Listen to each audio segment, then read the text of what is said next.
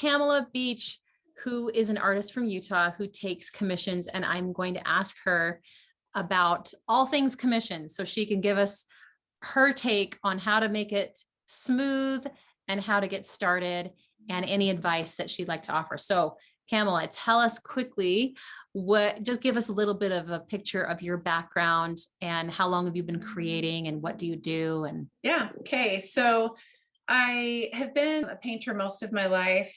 I like probably, like childhood on, really always interested in art. I went to BYU and got a fine arts degree there with an emphasis in painting. And that was a really fun program because I got to travel a lot to Europe and all over to the major museums in America. And that was super fun, very educational. Good, set a good foundation for me. I got married and then I had 3 kids and I was continuing to try to have shows and I did a few, but it got to a point where I just was like, I just got to be a mom here. Like I can't, it was too hard to try to do both. And I love being a mom. Like I wanted to be really invested in my kids. And so I just knew that taking time for me to paint wasn't going to work. And so I wouldn't say that I stopped any artistic pursuits. I would say I just changed the format. So I did tons with my kids, tons with neighbor kids. I always paint in the summertime. We'll paint huge murals like in the street, like with homemade cornstarch paint. And so community involvement became really important to me artistically, because I mean, if you're an artist, you're always looking to solve something. And I was like, well, I'm going to keep doing it. I just have to figure out how. And then I went on to have 3 more kids. So I have 6. And it's just been in the past couple of years that those older kids have kind of aged up to where they are really independent. And my little kids aren't so little. And so I thought, I think I'm going to try to paint again. And actually, I would say, so the very first painting I did was a friend who was like, hey, you used to be an artist, paint me something. So, and we'll get to that later, but it's been the past few years that I have been able to work in time to do my own painting again. And I paint the figure. So I'm a portrait painter mostly. And you paint mostly in oils, I think. Yeah. Yeah. I And don't do it too. I don't do any other things, mostly oils. Yeah. Okay. That's awesome. So you've been taking commissions for the past couple of years then? It's been about 2 years-ish? That's awesome. Yeah. So I want to know how those commissions come to you. How do people usually find you? So initially it was people that I knew. And what was pretty cool about that is it was like they knew me and loved me. But at that point I didn't have a lot to show them. Like I didn't have a body of work, and they just wanted to kind of see what I was about. They'd only ever known Pam, the mom, and maybe they were just my good friends enough to want to see what I could do as an artist. But the ones I've gotten recently have been from Instagram, people that find me on Instagram, and then they'll request commissions that way. That's amazing. So it works. Instagram works. Yeah. I agree. It absolutely does. So, okay. So tell me a little bit about your commission process. Like, how does it start? What do you typically do? How does it flow for someone who comes to you? So I would say I've had a couple of there are different ways things come to you, right? Like I've had people that approach me and they just will say, I want you to do a painting for me. You have full freedom, full artistic control. Just do a painting of my family, right? So one woman asked me just for a painting of her family. That was the only parameters. And so, I mean, I don't do anything traditional. So I was like, okay, what am I going to do here? And I came up with something not at all traditional, of course. And it was something that more represented where they were as a family, right? That this mom was the really grounding force in this family. And we represented her kind of like through a tree. And then the family is all kind of intertwined, like layered over this tree. And she was like, yeah, that's great. That's exactly, perfect. She didn't have any preconceived ideas for what I should do. Yeah. And I've had a couple of commissions that way, where people just approach me and say, hey, I want you to paint, like a guy who they were just starting a family. And he said, hey, I want you to paint a picture of my wife and this stage we're at in our life. And that was it, like no other parameters. So those are really fun because they're going to go well, because the people are saying, I trust you, just go for it. Yeah. Another Another way that things have been working also is on Instagram, primarily when people contact me, because they won't know me, right, personally, like some other people will. Right. And they will ask, like, for one example, I've been working with a family in Seattle to do portraits of their daughters, and I just completed the first one. And so how I wanted to do it was I wanted to get the family to give me a lot of reference photos, just kind of what would represent their life. What are their activities? What do they like to do together? What does this girl like to do? Yeah. So, what imagery is important to them? And then I had the parents write up, okay, so what are some times that this daughter of yours really overcame something? What Hmm. are things that what characteristics does she have that are really strong? What kind of God-given talents does this girl have? Because that's what we're trying to represent. At least that's what I'm trying to represent with portraiture, right? Yeah. I need to know the person has worked really well. Another thing I have to do, or I've learned to do. So when people approach me about, wanting a portrait, the first thing you have to get straight with people is that you're not painting a smiley, happy picture, because that is really well suited to photography. And for sure, like illustration, like that is a different medium. But if you're coming to me, I'm trying to paint like who you are, Yeah. not just your physical exterior. And smiles come off pretty odd in fine art. They just do. So, Absolutely. And they're posed. It's not natural.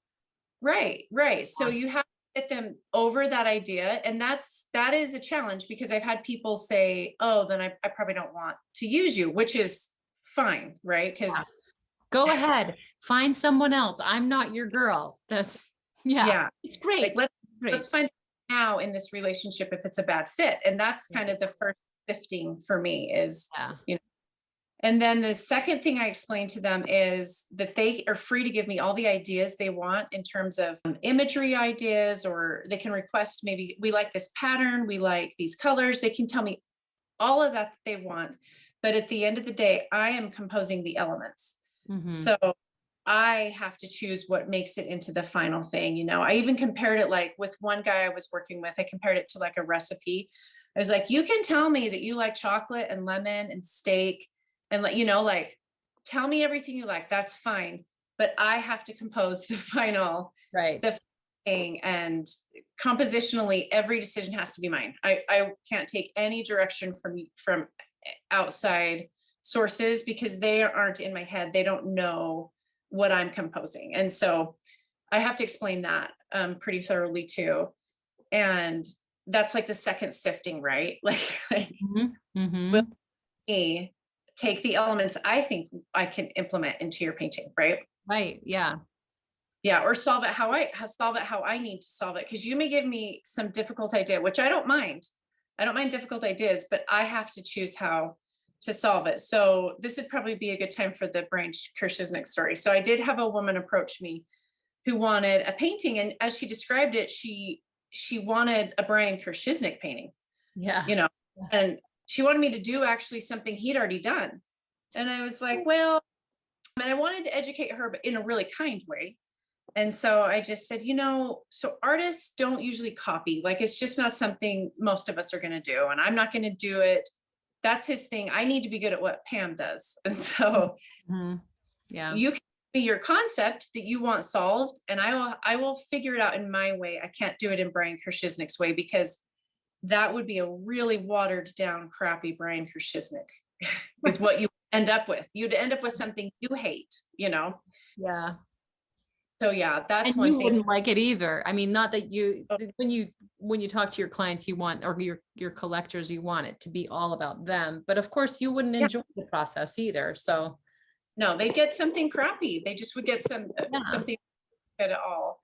Yeah. And kind of the third thing I have to explain to people, which is it's easier now that I have a bigger body of work, but I do basically two kinds of paintings. I will paint people live, which I love. That's probably my favorite. Or I will paint from photos, which I love that too, but they're really different, and people have to understand the difference before they are committing, because it's a pretty big difference. And I don't really mind which one they pick. I just need them to know so that they're happy with the result, because when I paint you live, So I need you for a couple of sittings, right? It's not easy. Sometimes people think it's going to be easy to sit there. It's totally hard. And Yeah. everyone Yeah. is like surprised at how hard it is, right?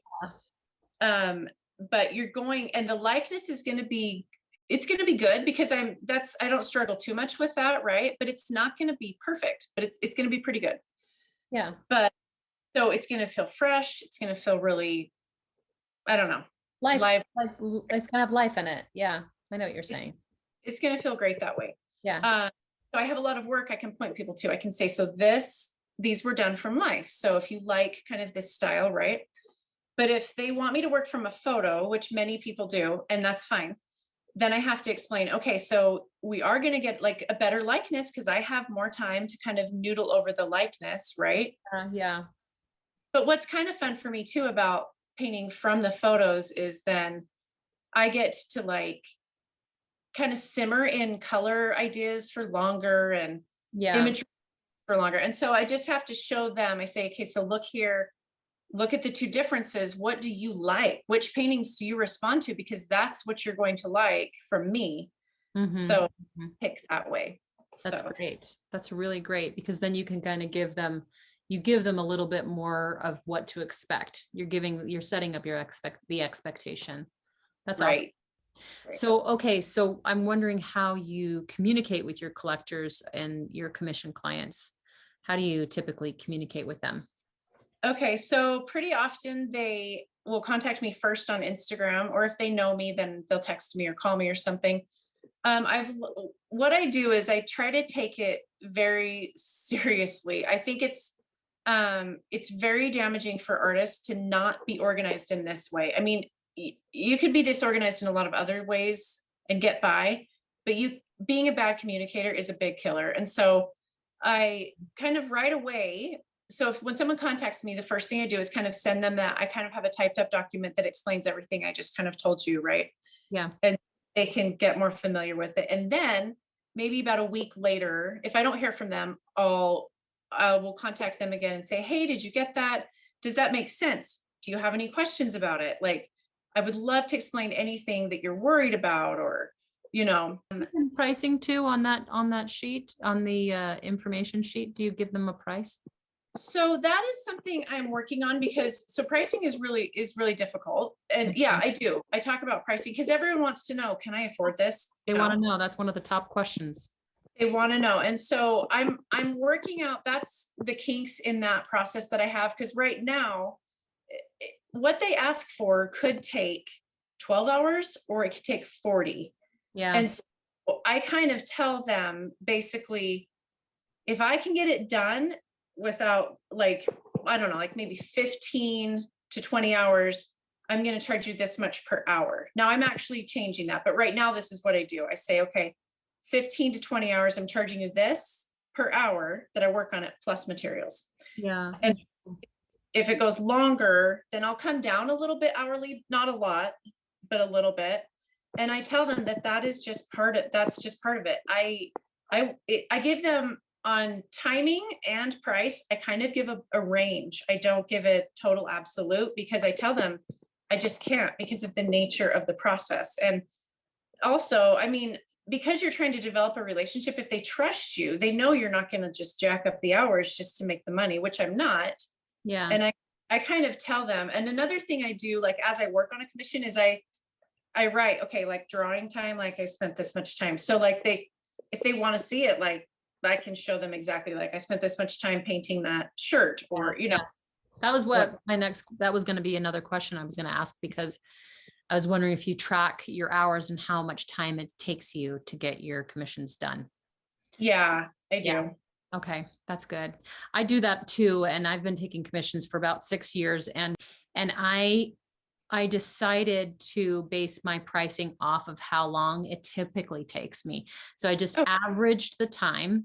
And then I did what's called linear pricing, where an 8x10 would be 18. And then I decided how much money do I want to make per hour? What's my baseline? And so then I would multiply that by that 18 if it was an 8x10 or, more if it was a larger piece. So that's how I priced it, and everyone is different. So Yeah, it's hard. It's hard. It is hard to get you, but you really do. I think figuring out how much time it takes you is a big deal.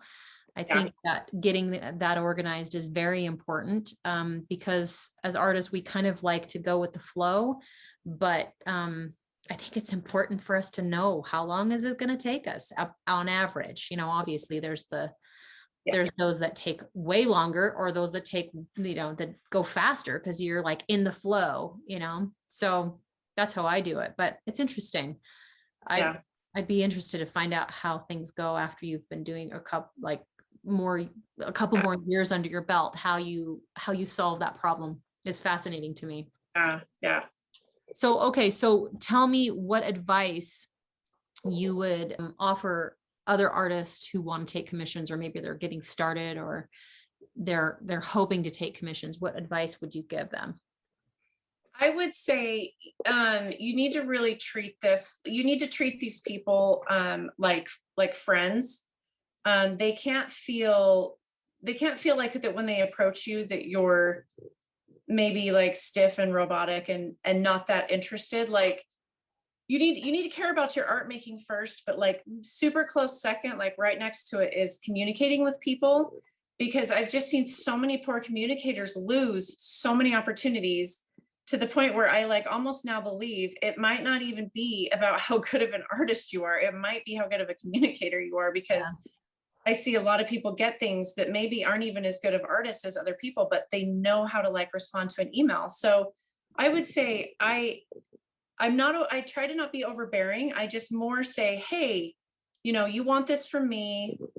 I've explained to you my timeline, my pricing, like how I work. And then I follow up here and there just to see, if you're interested, I have an opening in my schedule, I Yeah. could fit you in, but leave it really open so that they don't feel like you're pressuring them, because then they're like going to be out of there too. So I would Mhm. say just lots of communication, but not in an overbearing way, just a way you would treat a friend that you really cared about. Yeah, I think that's great advice. That's really great advice. Um, I always, I think that's one of the biggest things that I try to help artists understand. And I work Yeah, with artists to help them to understand that communication it's your lifeblood. I mean, I think it yeah, is important to work on your craft, but if you're selling commissions, if you're doing commissions, you have to treat your clients and your collectors like gold, like the best friends, right? Like and they feel it too. I think if they don't feel valued, if you're not communicating with them, or if you don't respond to them, or if you are, like you said, robotic, then yeah. they're going to sense that as well. And that doesn't help them to trust you either. I think that's Right. important. So, Because their investment it really is like in you, mhm. because they've seen your work enough to like, they might like the work, but their final decision on buying it is like interacting with you. So that piece It has got to seals the deal, doesn't it? Don't you think be it seals the deal? totally. It Yeah. convinces them, well, I like her work, and I like, the stuff she's put out. Yeah. Um, and now I like her too. So it Yeah. really is like they know you, they like you, they trust you. And Yeah. that's when you get commissions. That's awesome. Well, okay, Pamela, do you go by Pam or Pamela? Because your thing says Pam. I'm Pamela, but you keep referring to yourself as Pam. I And it's know. confusing because I'm Pam too. It's kind of half and half. And I have this weird thing where occasionally someone tells me like that Pamela is a much prettier name and they just want to use it. And I'm like, okay. So it's sort Yeah, of half. It's whatever you want. that's funny. Yeah. There was a period in my life where I just wanted to be called Pamela because I was like, I'm turning over a new leaf. I'm a professional now. Pamela. I need to be Pamela. But then I just feel it just feels more casual and more me to be Pam. So Yeah, totally. I didn't mean to talk about our names, but we have the same name and our Yeah. last name start with the same letter. So it's funny. You're PB and I'm PB. Yes. Um, okay, well, thank you so much for your time. I really appreciate you giving this great advice. And so where can other artists find you and find your work? Can you just give that information, and I'll also add that into my blog as well. Yeah. So right now I am just on Instagram, and my handle is at Pamela Beach, Beach art, Pamela Beach art. And a website is forthcoming, but I don't have one yet. Okay, well, that's great. You have a lot of things to look forward to. You're kind of getting your feet wet. So Pamela Beach Art, no underscores or anything like that. Okay, Right. that's Right. awesome. Okay, we'll go find her stuff because she has a beautiful work and not just commissions. She does a lot of different things. And yeah, go find her at Pamela Beach Art, right? Yeah. That's And if you have any more questions about commissions, let me know in the comments below or shoot me a DM on Instagram as well.